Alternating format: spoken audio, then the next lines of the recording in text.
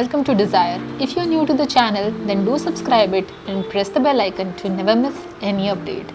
आज का जो वीडियो है उसमें हम बात करने वाले हैं यूपीएससी 2024 का जो पेपर था उसके बारे में। तो मोस्टली मैं अपना जो एक्सपीरियंस है अबाउट माय प्रिपरेशन, मेरा पेपर कैसा गया, what about the cut off और ये सब चीज़ें हम डिस्कस करेंगे। बट ब्लॉग में आगे बढ़ने से पहले I would just like to tell what was my daily routine. मैं मोस्टली ट्राई करती थी कि मैं सुबह जल्दी उठ जाऊँ, बट कभी कभी ऐसा होता था कि जो स्टडी सेशंस थे वो एक्सटेंड हो जाते थे, मतलब मेरा टारगेट कंप्लीट नहीं हो पाता था। तो उसकी वजह से मुझे 11:30 12 o'clock तक बैठना पड़ता था, या तो कोई टेस्ट ऐसा रहता था कि जो मैं करते करते कंप्लीट होने में लाइक वो 2 hours कंप्लीट होते होते मेरे को 12:30 हो जाता था। तो जब ऐसे दिन रहते थे तो मैं सुबह थोड़ा सा लेट उठा करती थी।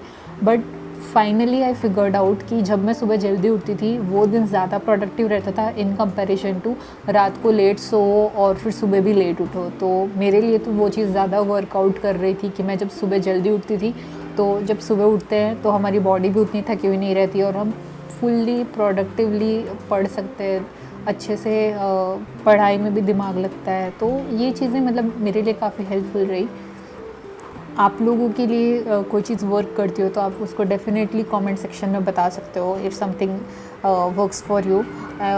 मैं मोस्टली अपनी प्रिपरेशन घर से ही करती हूँ और इसलिए मतलब घर में मैंने अलग अलग अपने स्टडी कॉर्नर्स रखे हैं। तो कभी मैं अपने रूम में पढ़ती हूँ। ये मैंने एक छोटा सा एक पोर्टेबल टेबल है, मैंने ऑनलाइन ऑर्डर कर दिया था, काफ़ी ज़्यादा हैंडी था।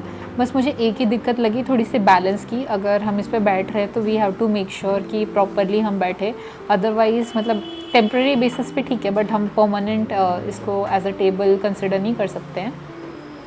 कभी कभी एज अ ब्रेक मैं थोड़ा सा बाहर जाती थी तो मुझे जो पेट्स मिलते थे बाहर तो मैं उनके साथ खेलती थी। मैंने बहुत कम ब्रेक लिए हैं। अगर आइडियली मैं देखूँ, मैंने 2 महीने प्रॉपर प्रिपरेशन करी है यूपीएससी के प्रीलिम्स के लिए 2024 के, बट हार्डली मैं 3 से 4 बार ही घर से नीचे उतरी हूँ। मोस्टली मुझे ब्रेक लेना होता है तो मैं अपने फ़िश के साथ खेलती हूँ या फिर बालकनी में जाती हूँ। और जब स्टार्ट किया था तो सब चीज़ों का काउंटडाउन हो रहा था कि ठीक है एक एक दिन करके जा रहे हैं, एंड इट वाज लाइक कि फाइनली प्रॉपरली चीज़ों को शेड्यूल करना है कि क्या क्या चीज़ें पढ़नी है, कौन सी टेस्ट सीरीज़ लगानी है। तो टाइमलाइन वहाँ से स्टार्ट हुआ था और देखते ही देखते ही पता नहीं पड़ा कब दिन धीरे धीरे करके गए। हर एक दिन वैल्यूएबल था, हर एक दिन का एक अलग टारगेट था जो अचीव करना था। मैंने अब अगर मैं अपने तरीके से देखूँ तो मैंने दिनों को काफ़ी अच्छे से यूटिलाइज़ किया। उसकी वजह से मैं संतुष्ट भी हूँ कहीं ना कहीं अपनी जगह पे।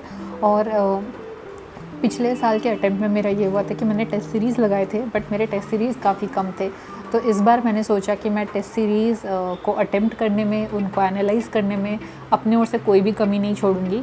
तो स्टार्टिंग में मैंने एक सेट ऑफ टेस्ट सीरीज़ मंगवा लिए थे along with the current affairs की मैगजीन्स। ये मैंने आपको पिछले कल के वीडियो में भी बताया कि करंट अफेयर्स मैं उतने ज़्यादा नहीं पढ़ पाई, बट मैंने टेस्ट सीरीज़ अच्छे से लगाए थे। तो टेस्ट सीरीज़ क्योंकि एक साथ सारे नहीं आ जाते हैं मार्केट में, क्योंकि हर एक क्लासेस के अलग अलग चलते हैं। तो उस टाइम पे जब मैंने फ़र्स्ट स्लॉट मंगवाया था मेरे टेस्ट सीरीज़ का, तब फोरम के हार्डली कितने 1 या 2 टेस्ट थे, विजन के काफ़ी ज़्यादा मतलब अराउंड कितने 5 टेस्ट आ चुके थे, वाजीराम एंड रवि के टेस्ट अवेलेबल थे। तो मैंने इस तरीके से सोचा कि ठीक है कोई बात नहीं, अभी जितने अवेलेबल है टेस्ट सीरीज़ मार्केट में उतने टेस्ट को मैं मंगवा लेती हूँ, उतने टेस्ट को अटेम्प्ट कर लेंगे और उसका एनालिसिस कर लेंगे। और साथ साथ में ही मुझे जहाँ पे लगता था कि मेरे नंबर थोड़े से कम हो रहे हैं स्टार्टिंग में, तो बहुत ही ज़्यादा क्योंकि because I am a working aspirant, मेरे को उतना फुल डेडिकेटेडली प्रिपरेशन करने का टाइम नहीं मिला था पहले। तो स्टार्टिंग में टेस्ट सीरीज़ अटेम्प्ट करते टाइम मेरे मार्क्स काफ़ी कम थे तो मुझे डर भी लगता था। बट मैंने टेस्ट सीरीज़ को रेगुलर बेसिस पे अटेंड करना और उसमें से चीज़ों को एनालाइज करते गई और धीरे धीरे मेरा स्कोर बेटर इम्प्रूव होता गया। और ये जो टेस्ट सीरीज़ थे ये मैंने सेकंड स्लॉट में मंगवाए, तो उस स्लॉट में जो बाकी के टेस्ट आ गए थे वो वाले मैंने मंगवाए। मैंने इवन ये मैंने सारे फुल लेंथ टेस्ट सीरीज़ मंगवाए थे। फिर मैंने सोचा कि कहीं ना कहीं कुछ कुछ एरियाज़ है जिसमें से यूपीएससी ज़्यादातर क्वेश्चंस पूछता है अपने, जैसे कि पॉलिटी हो गया, इकोनॉमिक्स हो गया, ज्योग्राफी है, ये कोर सब्जेक्ट्स हैं जिनमें से थोड़ा सा वेटेज ज़्यादा होता है, तो मैंने सोचा कि मैं सब्जेक्टिव मंगवा लेती हूँ और सेलेक्टिव सब्जेक्ट्स की टेस्ट सीरीज़ में लगवा लूँगी। तो सेफ साइड मैंने वो भी मंगवाए। तो अराउंड सब्जेक्टिव टेस्ट सीरीज़ कम से कम 20 से 25 थे, बट मैंने पूरे के पूरे नहीं लगाए, मैंने 12 लगाए उसमें से। बाकी जो फुल लेंथ टेस्ट सीरीज़ थे वो मैंने कंप्लीट करे। वो अराउंड 40 to 50 टेस्ट सीरीज़ थे, तो काफ़ी ज़्यादा टाइम गया। And finally this is my prelims का क्वेश्चन पेपर 1 और पेपर 2 मुझे दोनों ही सेट डी मिला था।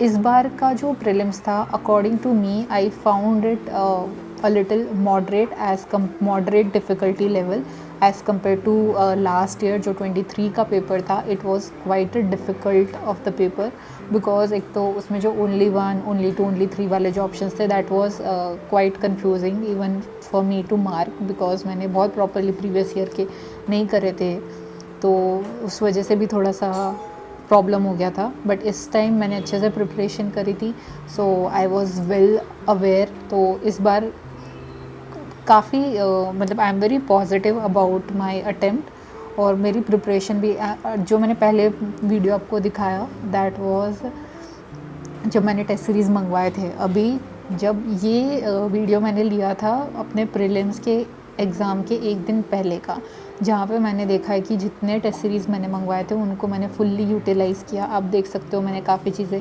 हाईलाइट करी है, मैंने मार्क करके रखा हुआ है। इस तरीके से मैंने छोटे छोटे स्टिकी नोट्स थे उनको भी लगा के रखा, जहाँ पे मुझे लग रहा था कि एक्सप्लेनेशन काफ़ी लंबे लंबे है और हो सकता है कि एग्ज़ाम के एक हफ़्ते पहले जब मैं चीज़ों को रिवाइज़ कर रही होंगी तो शायद से कुछ ऐसे कॉन्सेप्ट्स हैं जिनको मुझे फिर से रीड करने का मौका नहीं मिलेगा, तो मैंने वहाँ पे उनके लिए छोटे छोटे डायग्राम बना लिए।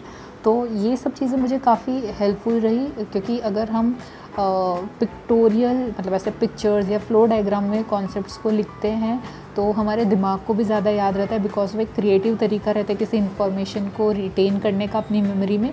प्लस वो डायग्रामेटिक फॉर्म में इतना सिंपलर रहता है कि बहुत इजी भी पड़ता है हमें रिवाइज़ करने के लिए, और ये सब चीज़ें मेंस में भी काफ़ी हेल्पफुल होती है। और हाँ, तो basically that was my experience मेरी प्रिपरेशन का, मेरे एग्ज़ाम का। और जब भी शाम होती थी आई पूरे दिन का मतलब पढ़ना और ये सब चीज़ें, तो शाम को एक कॉफ़ी या ग्रीन टी तो मस्ट थी। और कभी कभार मैं अपनी बालकनी से बाहर निकलती थी और स्काई को देखती थी, मुझे काफ़ी अच्छा लगता था। आई इन्जॉय नेचर, थोड़ा रिलैक्स हो जाता है। फिर back to my study table. And with this we have came to end of the vlog. I hope आप लोगों को व्लॉग अच्छा लगा होगा। आप भी अपने व्यूज़ कमेंट सेक्शन में शेयर कर सकते हैं। I would happy to answer you all. Thank you everyone for watching my video.